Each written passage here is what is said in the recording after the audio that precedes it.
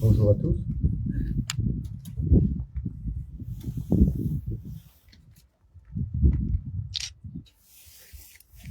Message de l'Union française des associations de combattants et de victimes de guerre. Aujourd'hui, nous commémorons dans toutes les villes et dans tous les villages de France la signature à Breton de l'armistice mettant fin à la guerre de 1914-1918. Après le conflit, partout, ou presque partout, ont été érigés des monuments aux morts ou des stèles commémoratives, véritables sentinelles de la mémoire qui nous rappellent les sacrifices et les souffrances endurées par nos aînés. En outre, la nation a décidé d'honorer un soldat, symbole de tous les morts pour la France. Ainsi, le 11 novembre 1920, le corps d'un soldat français inconnu, tombé au champ d'honneur au cours de la Première Guerre mondiale, est solennellement honoré sous l'Arc de Triomphe, puis y est inhumé en 1921. En 1923, afin de perpétuer ce souvenir et ce sacrifice, une flamme brille sur sa tombe. Celle-ci n'a jamais cessé d'être ravivée à chaque soir, y compris sous l'occupation. Le 11 novembre 1940, les étudiants de France se sont même réunis pour honorer le soldat inconnu dans un des premiers actes de la résistance française à l'occupant. Malgré le traité de paix signé à Versailles, la Première Guerre mondiale, qualifiée de grande, alors que rien de ce qui est porteur de haine et de division ne peut être grand, ne fut pas la dernière, comme tous l'avaient espéré. C'est la raison pour laquelle l'Union française des associations de combattants et de victimes de guerre, l'UFAC, œuvre à l'interdiction du recours à la guerre pour le règlement des différends internationaux et défend ardemment le droit de chaque être humain à la paix. Pour ce faire, l'UFAC agit résolument et avec persévérance pour la paix, en particulier en direction des jeunes générations, nos successeurs en tant que passeurs de mémoire, invités à devenir des citoyens d'un monde tolérant, sans haine ni guerre. Dans ce monde incertain, il faut rester conscient de la fragilité de la paix et de la nécessité d'unir toutes les bonnes volontés pour la faire perdurer. Vive la République, vive la France!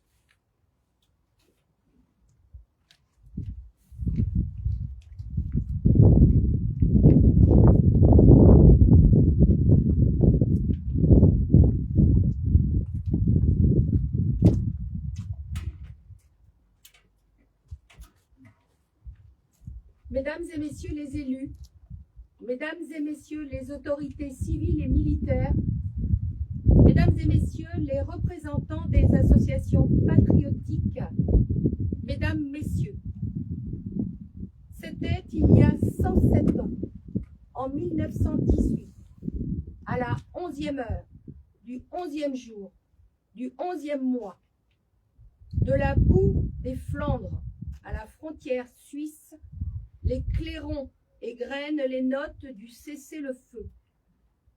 Aux fiertés de la victoire se mêle le cortège d'ombre des péris en terre, accompagnés de ceux qui les pleurent. Ce sont ces sacrifices que nous commémorons aujourd'hui, auxquels sont agrégés depuis 2012 celui de tous les morts pour la France. Nous leur devons un devoir de gratitude, de lucidité et d'espérance. Le devoir de gratitude, c'est tout simplement se souvenir du sacrifice de ces jeunes hommes, de ces jeunes femmes, habités des promesses de la vie et qui ont consenti à tout donner pour que la France demeure. Les épreuves qu'ils ont traversées sont inimaginables.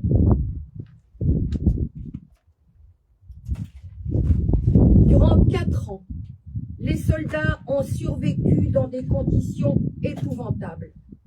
Le froid, la boue, les rats, la maladie, les blessures, la mort. Ils ont vécu l'horreur de batailles interminables, souvent en corps à corps contre l'ennemi. Ce sont 730 jeunes de Douarnenez qui sont partis au combat et qui ne sont jamais revenus. Le devoir de lucidité, c'est de ne pas oublier que 21 ans après l'arrêt des canons, il a fallu reprendre les armes en 1939. La conjonction de la lâcheté et de l'aveuglement ont transformé la DER des DER en armistice de 20 ans, pour reprendre les mots du maréchal Foch. À l'heure où la tragédie de la guerre fait son grand retour en Europe, à l'heure où certaines puissances remettent en cause tous les fondements de l'ordre et du droit international, ceux de 14 et ceux de toutes les guerres nous murmurent de continuer à défendre la paix. Le devoir d'espérance, c'est de ne jamais douter des ressources de la France pour venir à bout des défis qui se présentent à elle. La guerre change de visage, mais de génération en génération, les soldats de France demeurent animés de la même volonté de défendre l'honneur et la patrie. Souvenons-nous des tragédies et des traumatismes que la guerre a infligés à notre pays, à ses habitants, à ses familles. Ne laissons jamais ces sacrifices être vains. Rendons hommage à ces héros, à leur mémoire, et œuvrons chaque jour pour que cette paix si précieuse perdure. 5 militaires français ont perdu la vie durant cette année, morts pour la France. Ils sont morts non pas en OPEX, mais sur des territoires français, en dehors du sol métropolitain.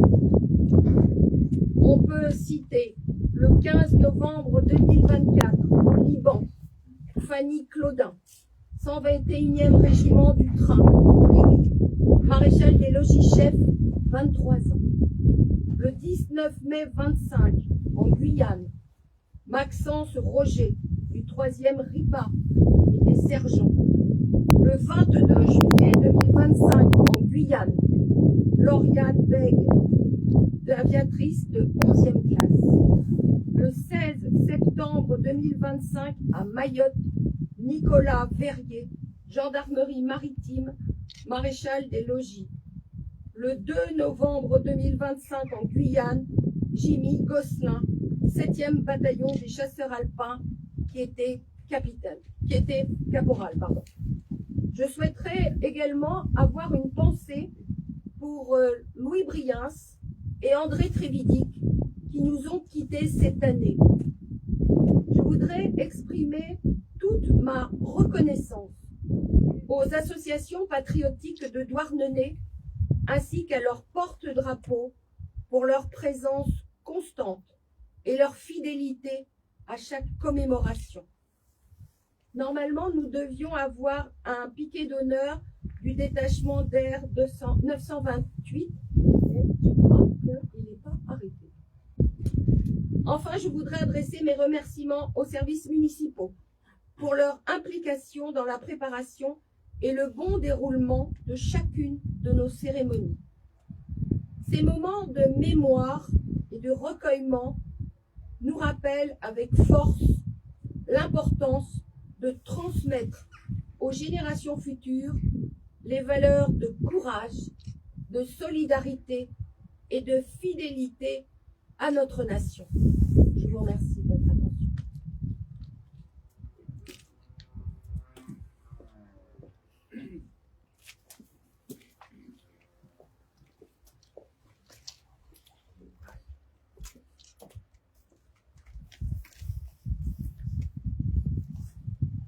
Au drapeau, garde à vous.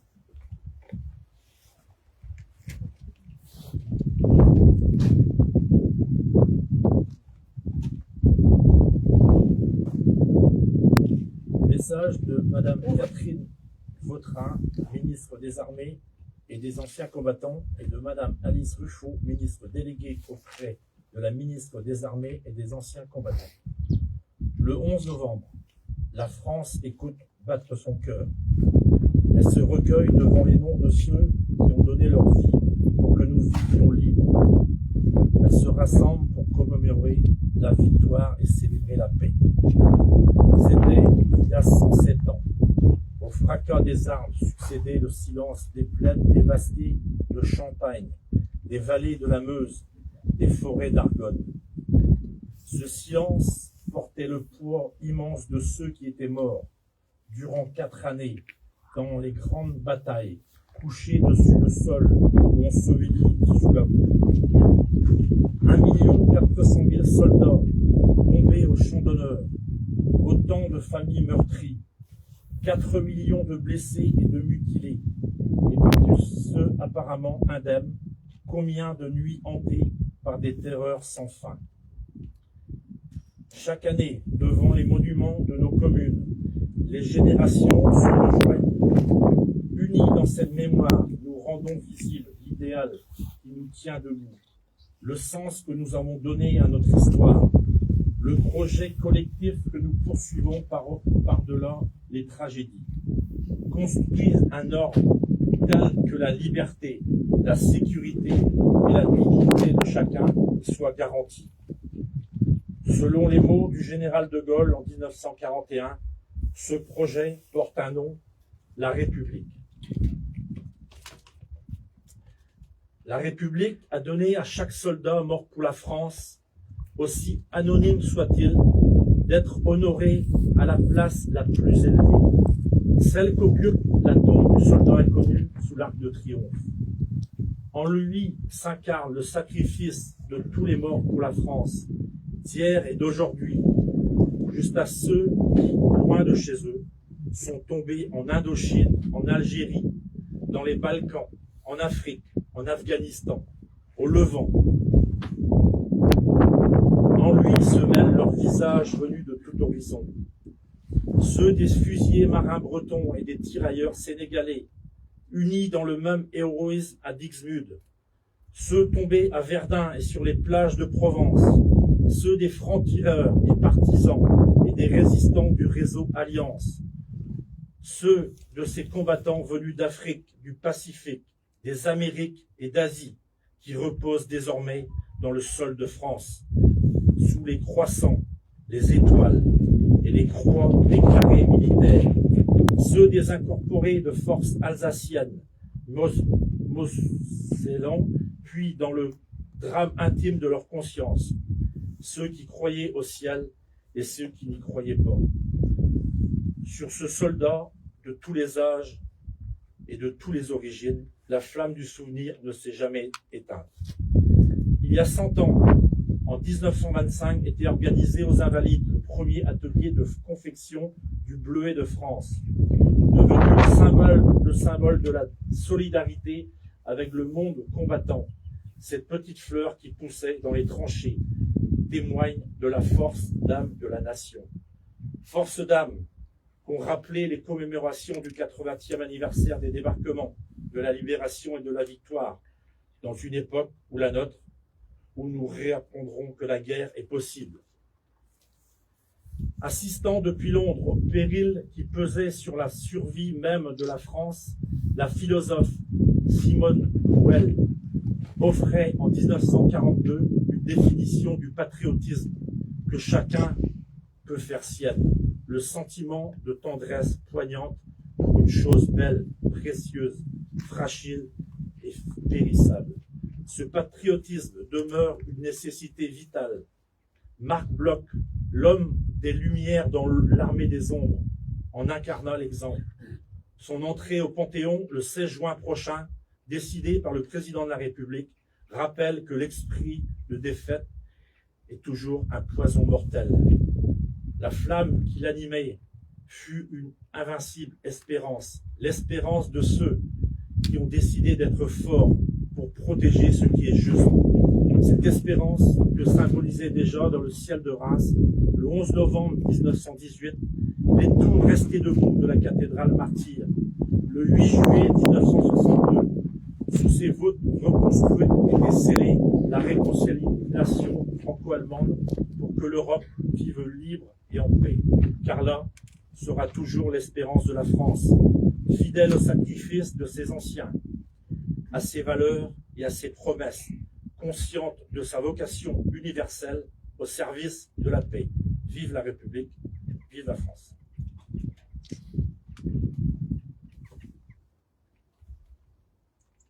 Commémoration de la victoire de la paix du 11 novembre, jour de l'anniversaire de l'armistice, et hommage à tous les morts pour la France.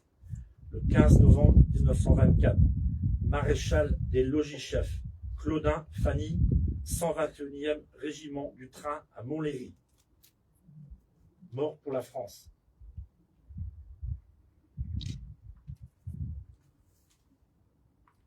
Fermez le banc.